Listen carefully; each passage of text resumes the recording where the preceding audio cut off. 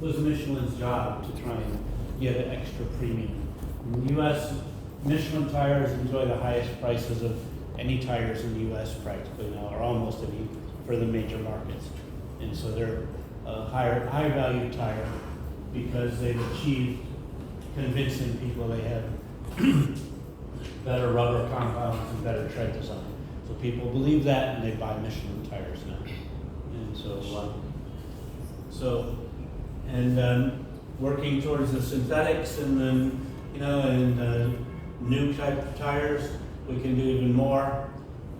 Your group said that you can have a different compound, for the tire that is carbon free, and it will, what'd you say, it would be a smoother, softer, smoother ride.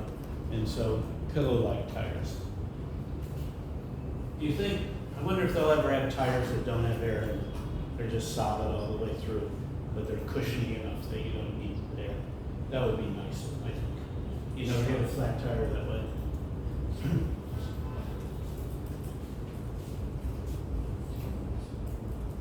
Okay. So this is what I wanted you to think about, today. Trying to figure out how the product feature connects up to personal values and benefits. Okay, and so that's what the essence of all of this is about. Trying to figure this out for every product category we're in. Let's see. I don't know what to say when people.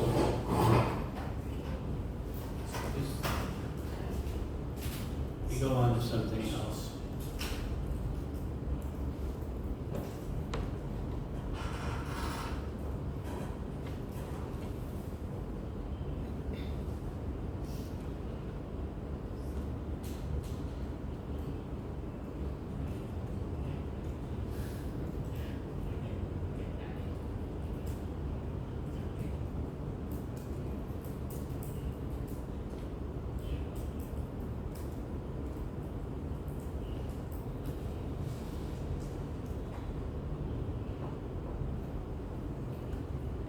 I wanted to point out something to you all and review it with you. Did you notice that I uploaded a little manual on how to do these business designs into the Teams folder? I downloaded this file. Okay. Has anyone opened it and looked at it? You have? How about anybody else? You know what I'm asking?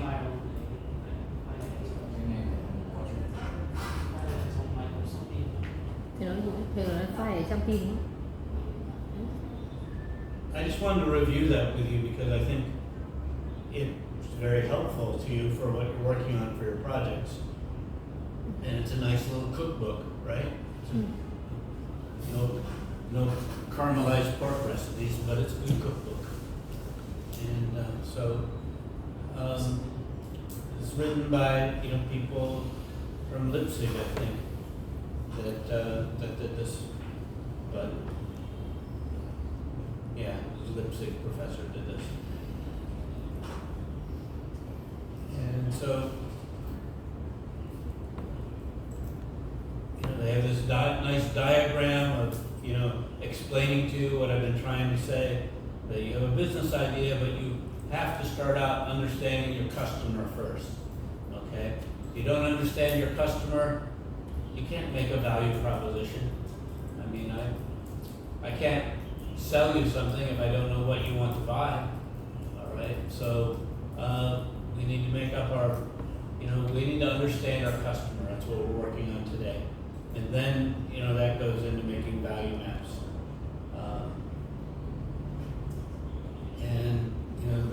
Then you can make a business model after you understand the customer, after you understand what's motivating them. Then you can think about the value that you can deliver them in your product. Then you can make a business model. Okay, so don't skip to the business model before you know that you're delivering value.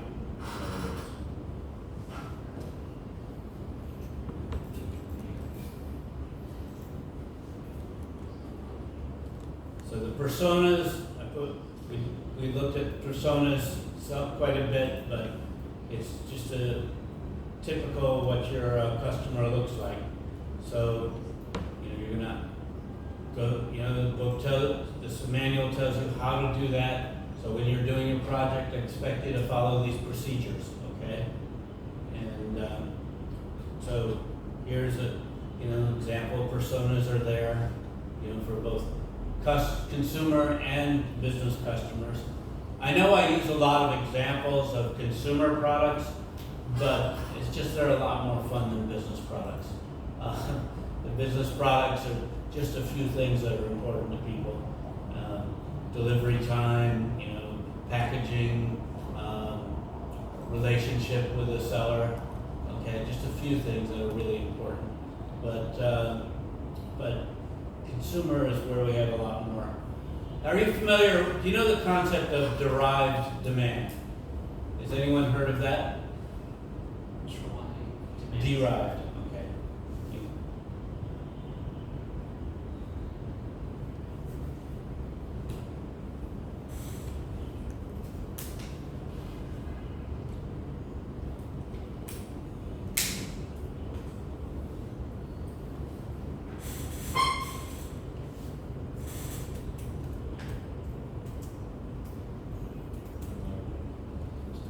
Do you know that concept? No. Okay. I'll type it because I think reading is easier for some people than listening to it.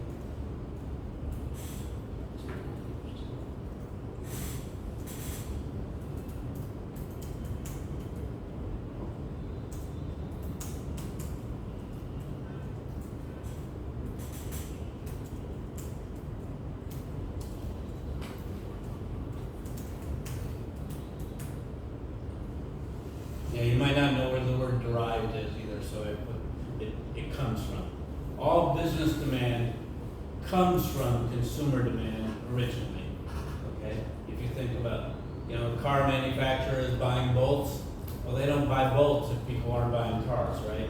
So all the business demand is derived or comes from consumer demand. So that's why even if you're selling to a business, you have to think about the end customer. The end consumer who is going to buy from that business. Everything is a derived demand. You, for instance, do a lot of business in taking people to restaurants or recommending restaurants. Okay, the people who sell to those restaurants, that sell the food products, have to have in mind, who the customers are in the restaurants, because their demand is derived from those happy customers. So they have to sell good products to the restaurants, so the restaurants can sell it to their customers, and their customers will be happy. So their demand is derived from the restaurant's demand, right? Okay. So anyway, business customers, even if you're selling to businesses, you need to be aware of derived demand. Where your demand is coming from.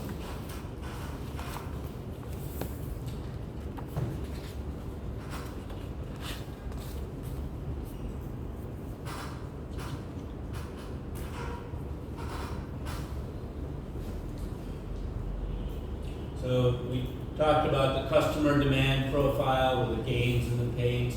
And you can see now, if you start thinking about, gains people are looking for, okay, this is kind of like those features and benefits that are in the means end model. It fits together, okay? So, but it just, the means end connection connects things better than this does.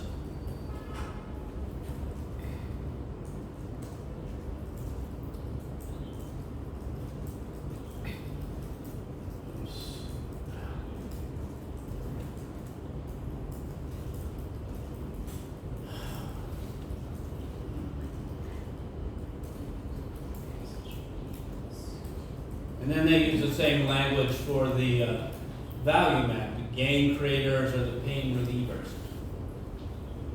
Other than selling like aspirin and things, which is a pain reliever, really you should really focus on gain creation for people. And even if it's totally eliminating a pain, rephrase it into gain creation because it works much better for persuading people. Pain relievers, I don't know, even, aspirin is what aspirin is, right? That's a word used here, right? Okay. Even if you're selling aspirin in a commercial, wouldn't you want to sell the benefits of taking aspirin instead of the pain that people are in? I think so. And so, I don't know, if you're selling life insurance, would you show people, like, you could do two approaches for selling life insurance. You could show people who widows are old and starving on the streets because they had no life insurance and nobody took care of them after they died, and then you could try to scare people into buying life insurance, or you could show widows and their children who are happy and living a good life, and and putting flowers by your picture every day because you had life insurance and took care of them. Okay, so which way is the best sell? A lot of people do the scare sell, but I think the positive angle is much better and leaves people with a better feeling in the long run.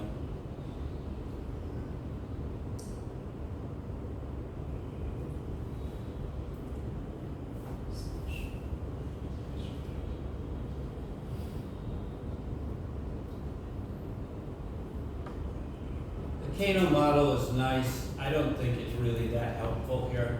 I'd rather you think about the means end strategy instead of the Kano model. I know I told you about it and lectured you on it, but and it's interesting and researchers like it. However, I think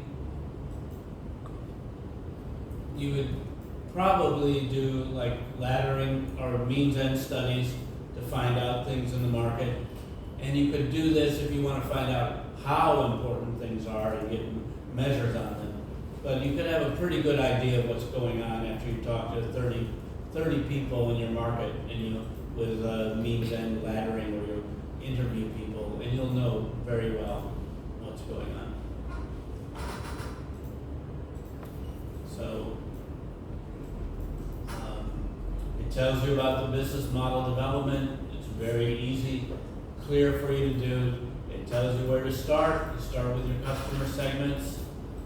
Okay, value propositions.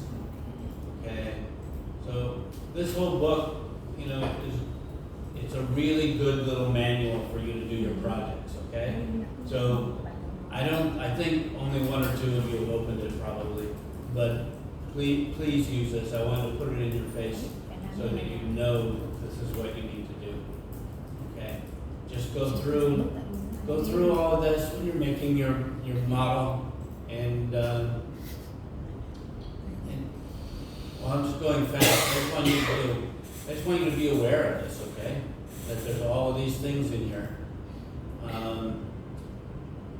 And it explains what they are very clearly. I think a lot of you have trouble listening to me because it's easier for you to read than it is to listen to me. And so I'm trying to show you this manual because you can do that instead of me lecturing. But I can see that you're trying to read when I'm lecturing, so it must be hard to hear me. So I apologize. So all of this is here. And so I want you to use this as the best that you possibly can. Okay. All right. So let's see. Let's stop this for a minute. I guess the tire problem was a problem, right? Because some people weren't familiar with tires. Most of you don't have cars, and so it's like, okay, so I apologize for that. What products are good for you to talk about? What do you buy? A tire. A Huh? Clothes. Clothes, yeah, not tires. Clothes, okay, all right, so, okay, so, clothes is kind of a broad category, but anything else you buy? And computers and phones, because everybody uses computers and phones. Laptops and phones, okay, Technology item. what? Yes. Technological item. I couldn't hear. She's saying some technological Technological items. Okay, yeah, there's a fan over here that's really noisy for me. Okay, technological items, okay, all right. So, and then, let's see, some other choices you make. Well, where you buy things, right? Like, if you're buying a laptop, there's a lot of places that you can go to buy laptops, right? Yeah. So where you buy things is another thing, right? And, so your choice of store is another choice you make, okay? And you have different reasons for that. Like, you know, a lot of people tell me don't shop on Nevada. They'll send you things that, you know, aren't right all the time. And I have to admit, about 30% of the things I bought from Nevada I had to return. So it's kind of a pain. I guess they rely on people being too busy to return things maybe or something. But it's, so those are choices you make. You chose what university you went to. You choose where you live. Do you rent apartments, most of you? Yeah. Yeah. All right, so you had to choose that, right? Did you shop around and look at different apartments?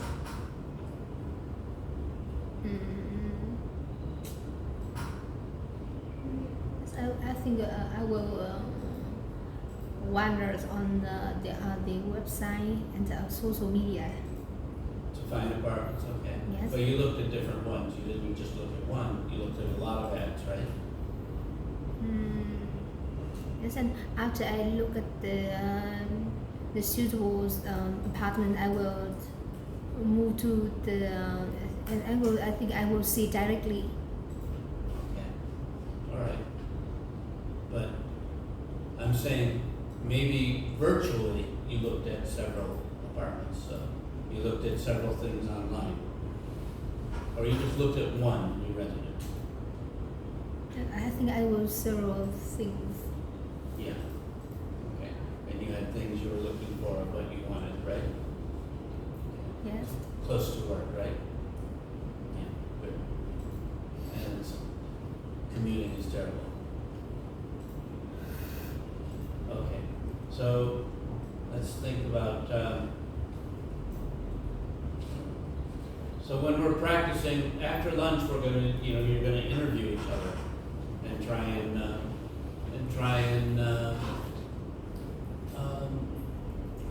find out people's means and change of why they buy things and how they relate to different things. So I'll use technology items, clothing, I don't know, apartments might be too boring, but people have different criteria for those. What other things could we use besides, for women we could use cosmetics, right? Your choice of cosmetics. Pretty much every woman in Vietnam wears lipstick. Yes. Yeah. And so, let's see. What else? What other things could we do? About cosmetic or lipstick? Yeah, how about restaurants? Do you choose restaurants? You eat at home all the time. Restaurants, holidays. What? Restaurants. I think you guys you should ask he. No. That's not true. When you go out to eat, when you eat dinner tonight, are you going to ask him? No. Okay. We want to know how you choose, not how he chooses. He chooses for all his customers. They go to expensive restaurants in the old town. Yes. I don't want to do that. I'm going to go to the other part of town where I can eat for $15K. So how we choose restaurants, these kind of things. That's another interesting thing to choose, to ask people. So I think when we come back, I'll probably ask you about to interview each other about restaurants. I'll teach you how to interview. We'll interview each other about restaurants and about clothing and about cell phones, okay? And we'll spend the afternoon becoming experts on how people think about these different things and why, all right? Okay, so let's see, what time is it? Something's wrong with my computer, my clock stopped at 8:09. I don't know what happened this morning, but at 8:09 a.m. my computer clock stopped.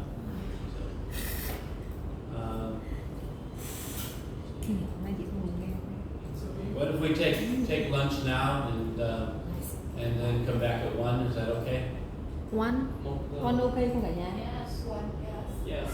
Yeah. And then come back at 1 and then we'll spend the afternoon working on these things. And then, because I don't want to start now and, not only have a half hour. And so we can take lunch now, we can come back at 1 and then we'll get through it and you can just keep thinking about your project you have to present tomorrow. Okay. Is that what you're reading on your computer?